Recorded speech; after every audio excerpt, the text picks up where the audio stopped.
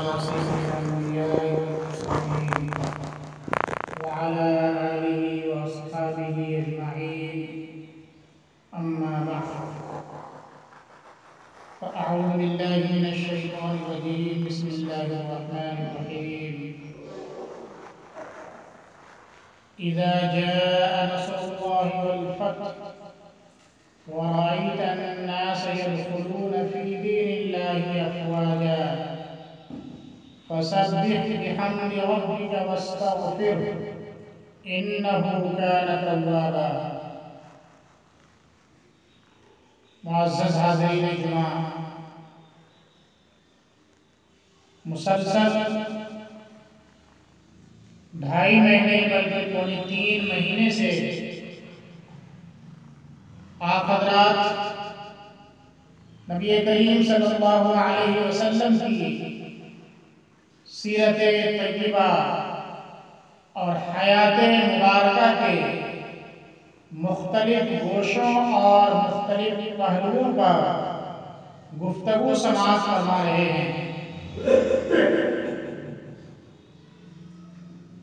نبی کریم صلی اللہ علیہ وسلم کی سیرت طیبہ پر گفتگو قلیل وقت میں، مختصر وقت میں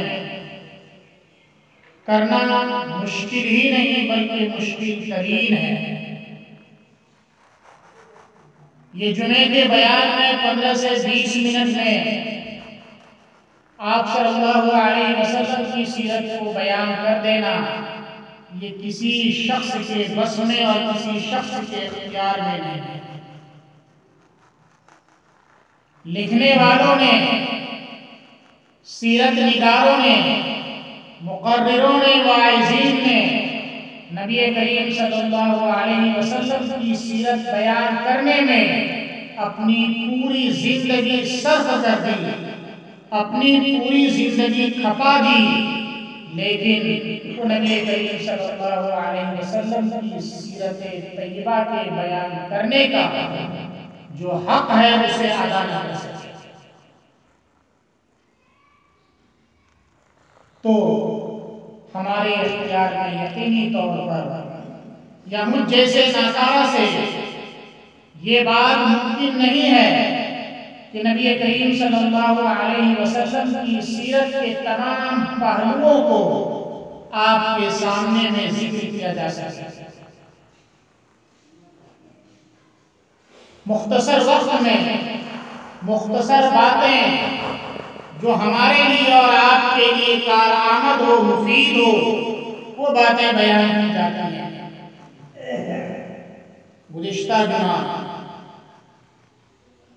غزوہ خندق کے تعلق سے تفصیلی بات آپ نے سنی اور اللہ تبارک و تعالیٰ کی مدد، اللہ کی نصرت مسلمانوں کے ساتھ کس طریقے سے پیش آئی، کس طرح سے فتح و کامرانی نصیب ہوئی، یہ سب آپ حضرات نے سماعت کر لیا۔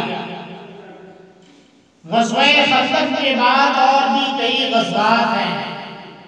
بنو قریظہ، میں نے بتایا تھا کہ مدینے میں یہود قبیل کا 3 قبائل کے، ان میں سے ایک قبیلہ بنو قریظہ کا تھا۔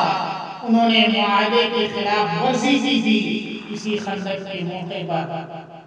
اس معاہدے کی خلاف ورزی کی انہیں سزا دی گئی اور انہوں نے اپنا حکم جس کو تسلیم کیا، حضرت سعد بن معاذ رضی اللہ تعالی عنہ کو، انہوں نے فیصلہ سنایا کہ جو ان میں مقاتلہ ہیں، جن کے اندر قتال کرنے کی صلاحیت ہے، جوان آدمی ہیں، انہیں قتل کر دیا جائے، جو بچے ہیں، عورتیں ہیں، ان کو قید میں ڈال دیا جائے۔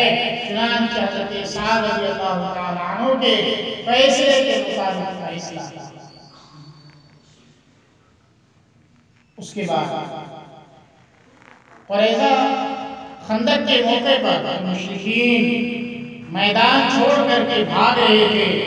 اس موقع پر آپ صلی اللہ علیہ وسلم نے ایک تاریخی جملہ ارشاد فرمایا تھا کہ آج کے بعد مکہ والے ہمارے اوپر کبھی بھی چڑھائی نہیں کریں گے، اب ہم اسی اوپر چڑھائے. چنانچہ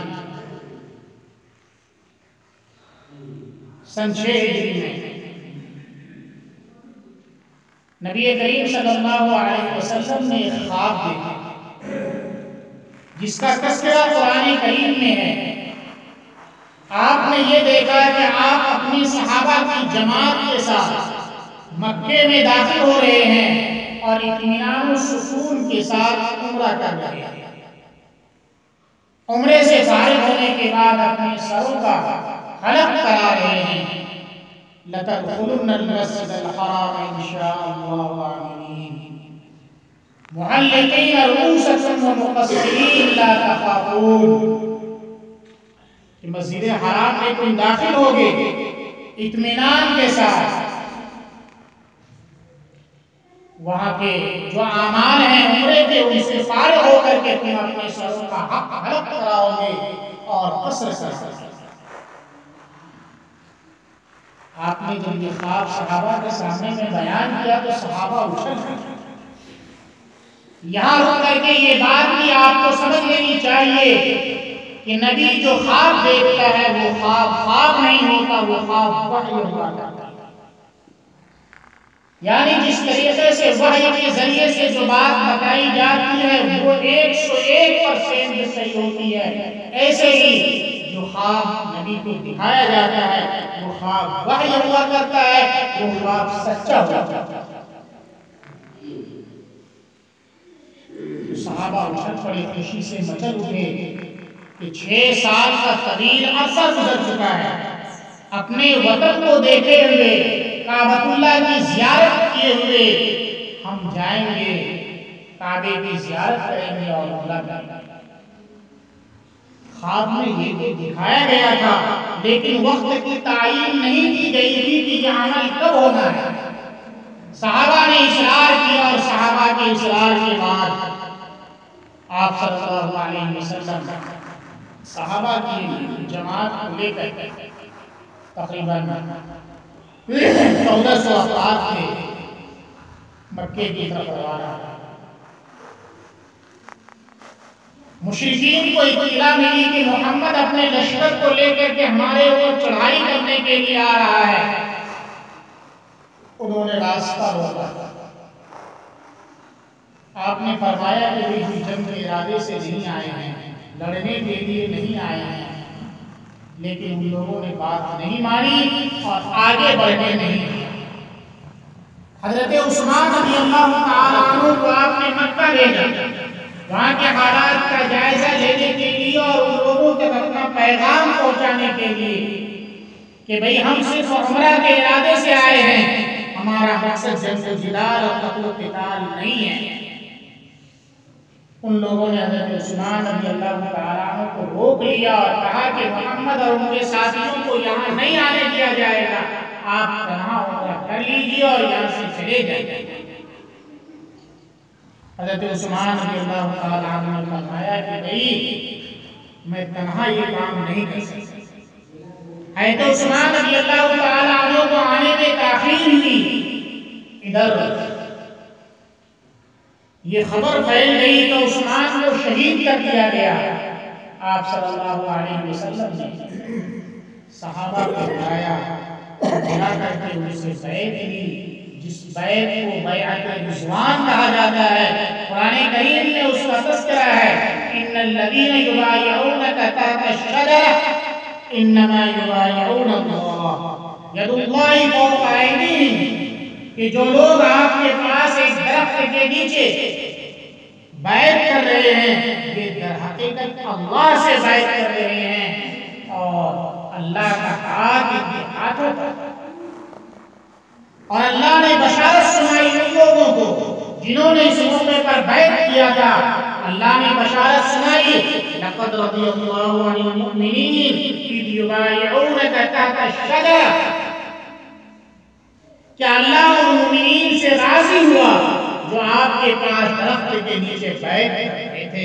اس بیعت کو بیعت رضوان اس لیے کہا جاتا ہے کہ جن لوگوں نے آپ کے ہاتھ پر ہاتھ دھر کر کے آپ کے پاس موت کی اور شہید ہونے کی مدے دم تک آپ کا ساتھ دینے کی قسمیں کھائی تھی، ان لوگوں کو اللہ نے اپنی جانب سے خوشنودی کا، رضامندی کا پروانہ اور سرسبز کر دیا. یہ کوئی معمولی پروانہ نہیں ہے کہ حکم الحاکمین کی طرف سے، رب کائنات کی طرف سے سرٹیفکیٹ دیا جائے کہ اللہ تم سے راضی ہو گیا. اس کے بعد ادھر سے مختلف لوگ آئے، طویل بات ہے، اخیر میں آ کر کے مصالحت پر بات ٹھہری. چنانچہ صلح نامہ دیا. صلح نامے میں بہت سی باتیں تھیں، ان میں سے ایک بات یہ تھی کہ آپ حضرات اس سفر میں عمرہ نہیں کر سکتے، یہاں سے واپس چلے جائیں اور آئندہ سال آئیں اور عمرہ کریں، اور اس موقع پر صرف 3 دن قیام کی اجازت. ایک شرط اس صلح میں یہ تھی کہ اگر ہمارا یعنی مشرکین کا کوئی آدمی مسلمان ہو کر آپ لوگوں سے جا ملے تو آپ انہیں واپس کر دیں گے، اور اگر آپ کا مسلمانوں کا کوئی آدمی ہمارے یہاں آ جائے، مکے میں آ جائے، تو ہم انہیں واپس نہیں کریں. عجیب عجیب شرطیں ہیں. بظاہر مسلمان یہ صلح دب کر کے کر رہے تھے. بعض صحابہ کے دلوں میں غیظ و غضب بھڑک رہا تھا کہ آخر کیا ہم حق پر نہیں ہیں؟ حق پر رہتے کہ ہم اتنا دب کر کے صلح کریں. آپ نے ان کو شانت سمجھایا. حضرت عمر رضی اللہ تعالیٰ عنہ جلیل اور شجاعت کے پیدر شخص، انہیں یہ صلح بالکل پسند نہیں آ رہی تھی. وہ آپ صلی اللہ علیہ وسلم کے پاس آئے اور کہا اے اللہ کے رسول، کیا ہم حق پر نہیں ہیں؟ حق پر ہوتے ہوئے ہم اتنی دب کر کے صلح کریں کہ ہمارا آدمی ان کے پاس جائے تو واپس نہ کرے، ان کا آدمی ہمارے پاس آئے تو ہم واپس کر دیں. آپ نے سمجھایا کہ دیکھو میں اللہ کا رسول ہوں، جو میں جانتا ہوں وہ تم نہیں جانتے. یقینی طور پر آج یہ دب کر کے صلح ہے اور آئندہ کے اعتبار سے یہ فتح مبین ہے. بہرحال اور بھی دفعات تھی، اس میں صلح ہو گئی. واپس مسلمان پلٹے. چونکہ عمرہ ادا نہیں ہو سکا تو جہاں روک دیے گئے اس کو محصر کہا جاتا ہے، حصار کہا جاتا ہے. ان کو اپنا حلق کر لینا ہے، قتل کر لینا ہے اور جانوروں کو قربان کر کے وہاں سے مدینے واپس لوٹنا ہے. راستے میں قرآن کریم کی ایک سورہ نازل ہوئی جس کو سورہ فتح کہا جاتا ہے. اللہ نے فرمایا اِنَّا فَتَحْنَا لَكَ فَتْحًا مُبِينًا، اے نبی ہم نے آپ کو کھلا فتح عطا کیا. یہ دب کر کے صلح نہیں ہوئی ہے. دیکھ لیجئے گا چند دنوں میں ان کا رزلٹ آنے والا ہے، ان کا نتیجہ برآمد ہونے والا ہے، اور ایسی فتح ملے گی کہ مشرکین کہیں کہیں گے. چنانچہ ابھی چند ہی سال میں بہت شارٹ کر رہا ہوں آپ کو. دوسرے سال سن 7 ہجری میں اسی ذی القعدہ کے مہینے میں اس شرط کے مطابق آپ صلی اللہ علیہ وسلم ان صحابہ کو لے کر کے جو عمرہ کرنے کے ارادے سے آئے تھے سب کو دوبارہ ساتھ میں لے کر کے گئے اور 3 دن قیام کر کے عمرے سے فارغ ہوئے. ابھی 3 دن پورے بھی نہیں ہو پائے تھے کہ مشرکین کا ایک نمائندہ حضرت علی رضی اللہ تعالیٰ عنہ کے پاس آیا اور اس نے کہا کہ اپنے صاحب سے کہو کہ 3 دن پورے ہو رہے ہیں، مکہ خالی کر دے. آپ نے فرمایا ٹھیک ہے، اگر 3 دن پورا نہیں ہوا، پورا ہونے دو، ہم یہاں سے نکل جائیں گے. بہرحال وہاں سے نکل گئے. غور کیجئے 8 سال پہلے کی کیفیت یہ تھی کہ مسلمانوں کو ان کے ساتھیوں سمیت مکہ بدر کیا گیا تھا، اور آج 7ویں سال مسلمان اطمینان سے عمرہ کر رہا ہے، اس کے باوجود مشرکین 3 دن پورا نہیں ہونے دے رہے ہیں اور دھمکی دے رہے ہیں کہ یہاں سے جلدی سے آگے کیا ہوگا؟ اس مصالحت میں ایک بات یہ آئی کہ یہ تو مکے اور مدینے کے لوگوں کے درمیان مصالحت ہے، اس کے علاوہ دیگر قبائل جو جس کے ساتھ ملنا چاہے وہ ان کے ساتھ مل کر کے معاہدہ کر لے، اور جو جس کے ساتھ معاہدہ کرے گا وہ اسی کا آدمی شمار کیا جائے گا معاہدے کے خلاف ورزی میں اور معاہدے کے نبھانے میں۔ مکے کے قریب میں 2 قبائل تھے، ایک قبیلہ بنو خزاعہ اور ایک بنو بکر۔ بنو بکر والے مکے والوں کے ساتھ ملے اور بنو خزاعہ مدینے والے نبی کریم صلی اللہ علیہ وسلم کے ساتھ ملے۔ چونکہ مصالحت ہو گئی تھی، جنگ بندی ہو گئی تھی، آپس میں ایک دوسرے سے لوگ مطمئن نہیں تھے۔ آپ صلی اللہ علیہ وسلم بھی دوسرے کاموں میں لگ گئے اور بادشاہوں کے نام آپ نے خطوط لکھے، حبشہ کے بادشاہوں کے نام، روم کے نام، ایران کے نام، مصر کے نام، مختلف بادشاہوں کے نام آپ نے دعوتی خطوط لکھے اور ان کو دین اسلام کی دعوت دی۔ ادھر بنو خزاعہ اور بنو بکر، ان دونوں میں پرانی دشمنی چلی آ رہی ہے۔ نام یاد رکھیے گا، بنو خزاعہ نبی کریم صلی اللہ علیہ وسلم کے ساتھ تھے اور بنو بکر مشرکین کے ساتھ تھے۔ انہوں نے دیکھا پرانی ہماری دشمنی ہے، ابھی سب لوگ مطمئن ہیں کہ کسی بھی طریقے کی کوئی چھیڑ چھاڑ نہیں ہوگی، تو بنو بکر والوں نے بنو خزاعہ سے انتقامی کارروائی کرنے کی چاہا۔ مشرکین کا جو قبیلہ تھا جو ان کے ساتھ ملا ہوا تھا، اس نے بنو بکر کے ساتھ لڑائی کا ارادہ کر لیا اور لڑائی کی، بلکہ ان کے ایک آدمی کو مار ڈالا۔ یہی نہیں، مکے والوں نے قریش نے ہتھیار بھی فراہم کیا بنو بکر کو کہ لو تم ان کے ساتھ مل کر کے لڑائی کرو۔ نبی کریم صلی اللہ علیہ وسلم تک اس کی خبر پہنچی کہ معاہدے کے خلاف ورزی ہو چکی ہے، تو آپ صلی اللہ علیہ وسلم نے صحابہ کو جمع کر کے ایک لشکر تیار کرنے کے لیے، اور یہ بات آپ نے راز میں رکھی کہ خبر نہ ہو، مکے والوں پر اچانک حملہ ہونے کا ارادہ کر لیا۔ رمضان سن 8 ہجری کا واقعہ ہے۔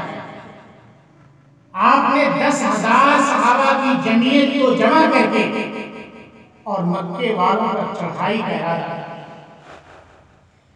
مکے میں ابو سفیان کو خبر مل چکی تھی کہ ہم نے غلط کیا ہے، معاہدے کے خلاف ورزی کی ہے، محمد اور ان کے ساتھیوں کو پتہ چلے گا، یقینی طور پر وہ ہمارے اوپر حملہ کریں گے۔ اس لیے ابو سفیان پہلے ہی مدینے میں آپ کی خدمت میں حاضر ہوئے۔ کبھی ابو بکر رضی اللہ تعالیٰ عنہ کے پاس جا رہے ہیں، کبھی عمر کے پاس جا رہے ہیں، کبھی حضرت علی رضی اللہ تعالیٰ عنہ کے پاس جا رہے ہیں، سفارش کروا رہے ہیں کہ کسی طریقے سے آپ مان جائیں اور اس کا انتقام اور بدلہ لینے سے رک جائیں، لیکن آپ نے ٹھان لیا۔ 10,000 کا لشکر لے کر کے آپ روانہ۔ ابو سفیان نے جا کر کے اطلاع دے دی اور لوگوں سے کہا کہ دیکھو آج تو تمہاری خیر ہے، اتنا بڑا لشکر لے کر کے آ رہے ہیں کہ تمہارا ایک بھی فرد ان سے مقابلے کی طاقت نہیں رکھتا ہے۔ عافیت اسی میں ہے کہ تم ان سے امن طلب کر لو، امان مانگو۔ ابو سفیان سے آپ نے راستے میں ایک جگہ ملاقات ہوئی کہ حضرت عباس رضی اللہ تعالیٰ عنہ کے توسط سے ان سے کہلوا بھی دیا تھا کہ جو ابو سفیان کے گھر میں داخل ہو جائے اسے امان، جو حرم شریف میں داخل ہو جائے اسے امان، جو اپنے گھر کا دروازہ بند کر لے اسے امان۔ چنانچہ جب آپ مکے میں داخل ہوئے، چند سرسبے لڑکے اور باش قسم کے وہ کچھ مقابلے کے لیے آئے اور باقی سنجیدہ قسم کے لوگ، انہوں نے عافیت اسی سے سمجھی کہ اپنے اپنے گھروں کا دروازہ بند کر لیں اور کچھ لوگ حرم میں جا کر کے امن کے متلاشی ہوئے کہ یہاں ہماری جان کی حفاظت ہو جائے۔ آپ 10,000 کا لشکر لے کر کے مکے میں داخل ہوئے، بلا مقابلہ کے مکہ فتح ہو گیا۔ غور کرنے کا مقام ہے آج سے 8 سال قبل جنہیں راندے درگاہ کیا گیا تھا، جن کی زندگی اجیرت کر دی گئی تھی، گرم سلاخوں پر جنہیں سلایا جاتا تھا، ایک ایک لقمے کو شاہ ابی طالب نے بند کر کے ترسایا گیا تھا، بچے بھوک کی وجہ سے گرد گرد کر رو رہے تھے۔ آج وہ وقت آیا سے 8 سال کے طویل عرصے میں ایک فاتحانہ حیثیت سے نبی کریم صلی اللہ علیہ وسلم مکے میں داخل ہو رہے ہیں، اور 2 سال پہلے جو دب کر کے مصالحت ہوئی تھی، جس کو بظاہر مسلمانوں نے شکست تسلیم کیا تھا اور اللہ نے اسے فتح مبین قرار دیا تھا، آج وہ وقت آیا کہ کھلے آنکھوں سے نے دیکھ لیا، انا فتحنا لک فتحا مبینا۔ آپ صلی اللہ علیہ وسلم نے عثمان بن ابی طلحہ جن کے پاس خانہ کعبہ کی چابی تھی ان کو بلوایا اور ان سے چابی لی۔ خانہ کعبہ کے اطراف میں ان کی چھتوں پر 360 ایک تیر لے کر کے آپ نے اپنی چھڑی سے سب کو جا الحق و زہق الباطل ان الباطل کان زہوقا پڑھتے گئے اور تمام کے تمام پھر آپ اندر داخل ہوئے، اس کی صفائی کی اور 2 رکعت آپ نے دروازہ بند کر کے نماز ادا کی۔ نماز سے جب آپ فارغ ہوئے ہیں اور خانہ کعبہ کے دروازے پر جب آپ نے قدم رکھا پورا کا پورا صحن حرم کھچا کھچ،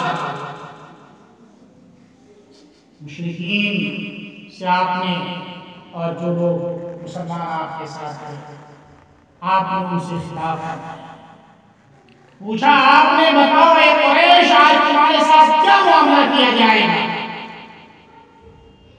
ایک سے ایک بڑے بڑے سرکش اور بڑے بڑے مجرم وہاں موجود تھے۔ ابو سفیان جو آپ کا سب سے بڑا دشمن تھا وہ بھی وہاں موجود تھا۔ ہندا جس نے حضرت حمزہ رضی اللہ تعالی عنہ کا کلیجہ چاٹ کر کے ان کو چبایا تھا، ناک کان کاٹ کر کے گلے کا ہار بنایا تھا آپ کے چچا حضرت حمزہ کا، وہ بھی وہاں موجود تھے۔ ایک سے ایک بڑے مجرم جانی دشمن، جو لوگ آپ کے گھر میں کوڑا ڈالا کرتے تھے، آپ کے راستے میں کانٹے بچھایا کرتے تھے، گندگی آپ کے بدن پہ ڈالا کرتے تھے، اوجھڑی آپ کے بدن مبارک پر ڈالا کرتے تھے، سارے کے سارے وہاں موجود تھے۔ جانی دشمن وہاں موجود ہے۔ ظاہر بات ہے ہر ایک سمجھ رہا ہوگا کہ آج تو خیریت نہیں ہے، اعلان ہوگا جتنے بڑے بڑے مجرم ہیں سب کو سولی پر چڑھا دو اور سب کو پھانسی دے دو۔ اس لیے کہ لوگ دنیاوی ریت اور دنیاوی دستور سے واقف ہیں۔ ان الملوک اذا دخلوا قرية افسدوها وجعلوا عزة اهلها اذلة وكذلك يفعلون۔ دنیاوی بادشاہ جب کسی ملک پر حملہ آور ہوتا ہے تو وہاں کے بڑے بڑے لوگوں کو ذلیل ترین کر دیا جاتا ہے۔ مثالیں آپ کے سامنے میں ہے، امریکہ نے عراق پر حملہ کیا اور صدام جس کا برسوں سے جس کی توتی بولتی تھی، جس کی سلطنت اور حکومت قائم تھی، تو وہ بالا کر کے رکھ دیا اور پھانسی کے تختے پر انہیں رکھا۔ یہی دنیاوی دستور ہے۔ لوگ سمجھ رہے تھے کہ یہی ہونے والا ہے، لیکن آپ کی آواز تاکہ آپ حکمی میں ایک پڑھ تھے پہچان گئے۔ لوگوں نے کہا خیرن اخن کریم وابن اخن کریم، کہ ہم آپ سے بھلائی کی امید رکھتے ہیں، اس لیے کہ آپ بھلے بھائی ہیں اور بھلے بھائی کے بیٹے ہیں، آپ سے ہمیں بھلائی کی امید ہے۔ آپ نے فرمایا سن لو آج تمہارے ساتھ وہی معاملہ کیا جائے گا جو حضرت یوسف علیہ السلام نے اپنے بھائیوں کے ساتھ جو ان کے جانی دشمن بنے ہوئے تھے اور جان لینے کے لیے کنویں میں ڈال دیا تھا، وہی برتاؤ تمہارے ساتھ ہوگا۔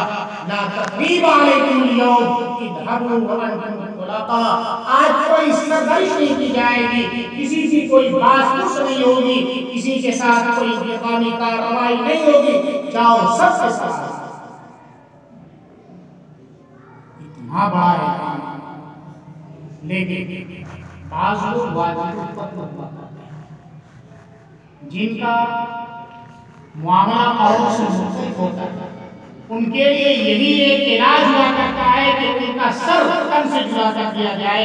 ایسے نومسلمین تھے جن کی معافی رد کر دی گئی، ان کے لیے یہ اعلان تھا کہ اگر خانہ کعبہ کے پردے کے پیچھے بھی وہ چھپا ہوا ہو انہیں پناہ نہیں دی جائے گی، لیکن ان میں سے بھی بعض نے ایمان لے آیا، اور ظاہر بات ہے کہ ایمان لینے کے بعد اس کی عزت اور آبرو جان کی حفاظت ضروری ہو جاتی ہے، اس لیے وہ لوگ بھی محفوظ ہو گئے۔ اللہ نے فتح نصیب فرمائی، اور بھی کئی غزوات ہیں۔ آئندہ مزید اختصار کے ساتھ آخری بات بیان کر کے سیرت کے موضوع کو ختم کیا جائے گا، اور حاصل ان تمام واقعات کا یہی ہے کہ ہمیں نبی کریم صلی اللہ علیہ وسلم کی سیرت طیبہ کا تفصیلی مطالعہ کرنا چاہیے۔ کم از کم کسی بھی ایک سیرت کی کتاب کا ہم مطالعہ کریں اور نبی کریم صلی اللہ علیہ وسلم کی سیرت طیبہ کو اپنانے کی کوشش کریں، تاکہ ہم اپنی زندگی کو نبی کریم صلی اللہ علیہ وسلم کی زندگی کے مطابق گزار سکیں۔ اللہ تبارک و تعالی ہمیں توفیق عطا فرمائے۔